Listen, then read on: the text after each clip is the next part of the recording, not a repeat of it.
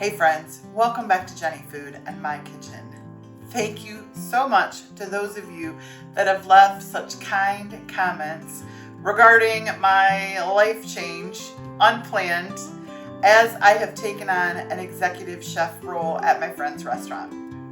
Well, today it's my day off and I want something home cooked, made in my own kitchen. So I thought I would bring you along as I make my version of wedding soup. It is one of my favorites and I think it's going to be one of your favorites too. So let's make this. And as I said, I am going to make my version of wedding soup, which I always use rice instead of like a ditalini or the little bead pasta. I just tend to like the rice. I like the texture of it a little bit better in this. So I'm gonna go ahead and I'm gonna show you how to make this completely gluten-free since we're using rice, and I'm gonna use the gluten-free panko. But here is our ingredients for my version of wedding soup. And for the meatballs, we've got a half a pound of ground pork, half a pound of ground beef. I'm going to be using some panko breadcrumbs, which I'm going to whiz up a little bit in the food processor just to kind of break those down a little bit. And then salt, garlic powder, parsley flakes, and Parmesan cheese, and of course 1 egg to bind those meatballs together. And then for the soup itself, it's just very simple. We're going to cook down about half of this onion for a little bit, let that sweat, and then we will add 12 cups of chicken stock, which I'm going to use the better than bouillon, half a cup of wine, and then once that's going and boiling, we will add our meatballs, we'll add our rice, and at the very end, we'll add kale. And honestly, I'll have to measure the kale. I usually just do as much as I want for kale. It kind of depends on who's eating it. If it's for me, then I put a lot of kale. But if I'm sharing it with like my husband or I expect other people to eat it, I kind of hold back a little bit on the kale. You know how my family feels about kale. So let's put this all together and make a good pot of soup. All right, so the first thing I'm going to do is go ahead and just dice up this onion. I don't know what it is about cooked onion in soup, but it just adds such great flavor. I don't add any carrots or anything like that, just a little bit of onion. I'm going to cut it kind of fine and then kind of sweat it down. And if you hear somebody in the background, that's my dog. She likes to play with plastic things, and apparently she's found one. We're all adjusting to mom being gone a little bit extra lately, so I don't want to put her up while I'm filming like I normally will put her up if she's being loud. Not today. She's free. I'm just going to add a little bit of olive oil to these, and then I will go ahead, that's good, and get these onions sweating. All right, friends, our onions are going behind me. I am going to get these meatballs going. So I'm just going to kind of piece up this meat so it's not super hard to mix. Got my beef, got my pork. I just like the blend in meatballs of pork and beef. You can use all beef if you'd like. I mean, you could even use chicken if you wanted to. I've never tried it with turkey, so I would think that would work, but I can't guarantee it. So, I am really looking forward to this soup today. I have not made like a home-cooked meal. I've been eating a lot of restaurant food, which is good, obviously, but it's not the same as something you make in your own kitchen. All right, so there is our meat. I'm going to go ahead and add our egg. And then my recipe says half teaspoon of garlic powder. Now it's super funny. I tell everyone at the restaurant, do not measure with your heart. But I'm home today, so that looks like a half teaspoon to me. I'm going to do a half teaspoon of salt. Half teaspoon. And then we're going to add probably like a good healthy teaspoon, maybe a little more of parsley flakes.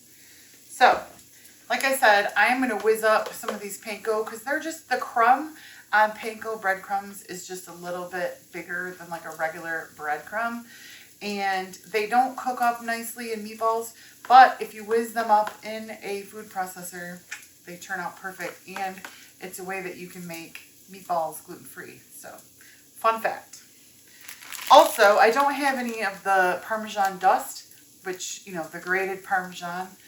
Today I have shredded. So I'm going to put both of these into the food processor and kind of whiz them up.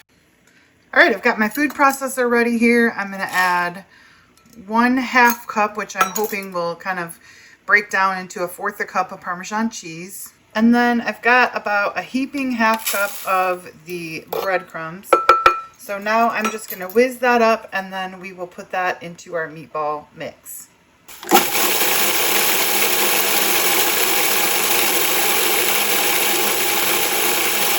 And that right there is the crumb size that you want. So our last ingredient is ready for those meatballs. I'm going to go ahead and dump our cheese and our panko crumbs right in there. And then with my clean hands, I'm going to go ahead and mix these meatballs up. I haven't made this soup in a while. I'm very excited.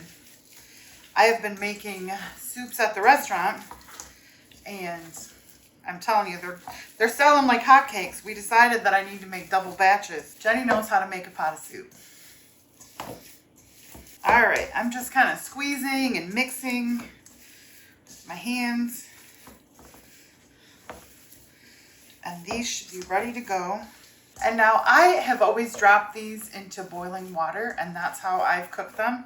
By the time I do the meatballs first, and then I will put the rice in, and by the time that rice is finished, they are fully cooked. Some people like their wedding soup meatballs to be kind of tiny. Some people like them bigger. I kind of like them bite-sized.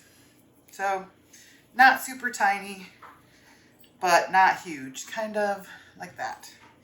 So I am going to go ahead and roll all of these, and I will be right back.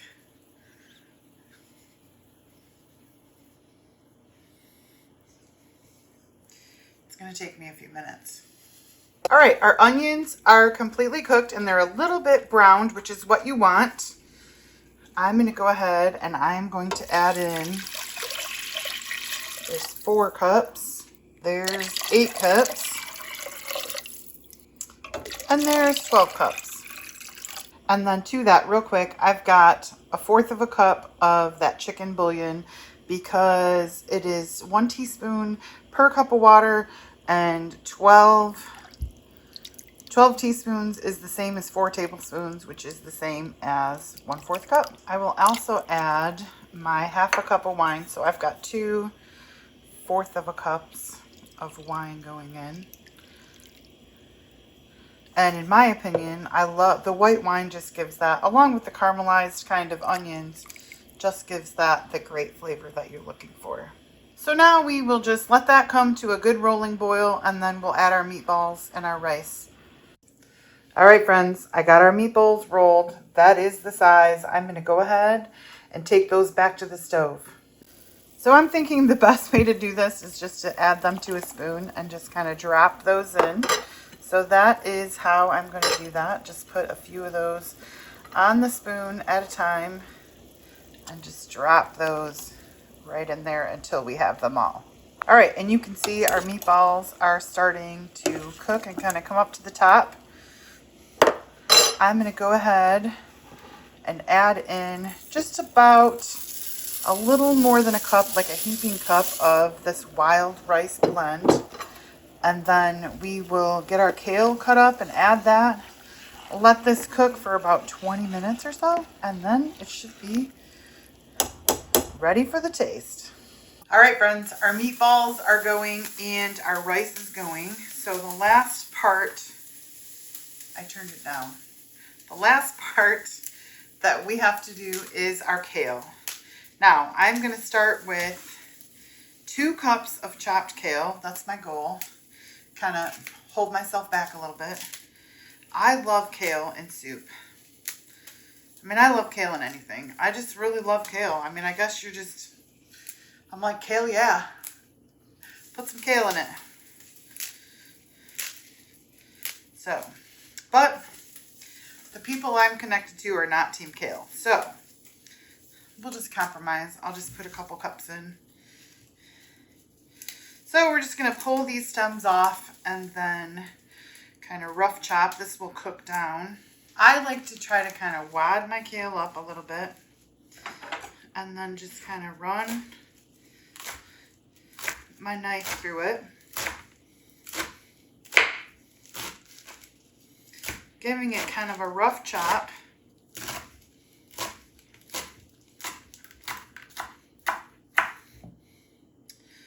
And then I'll come back and just kind of run my knife through it and we'll just get it all chopped. Now this is going to wilt down in the soup, so it doesn't have to be super fine. But if I'm going to convince other people to eat it, it can't be super huge pieces. Let me know if you're Team Kale. I'm Team Kale. I'm like the captain of Team Kale. I think that is the perfect amount, so we are going to start there. All right, she is cooking away, looking like a proper wedding soup. I'm gonna go ahead and add my kale in there and kind of just stir that in. Doesn't that look divine? All right, we got maybe another 10 minutes or so and our soup should be ready. All right, friends, our pot of soup is all done and I've let it cool just a little bit. I had to add about an extra teaspoon of salt or so. So I am just going to put this gorgeous pot of soup to the side and give myself a little bit of a serving here in a bowl. I mean, this really is a comforting bowl of soup, so I'm going in for the taste. Oh my gosh. That is so good. As my granddaughter would say, that is life. That is one of her favorite sayings right now. That is so good. I'm giving a meatball a taste. I know. These are so good.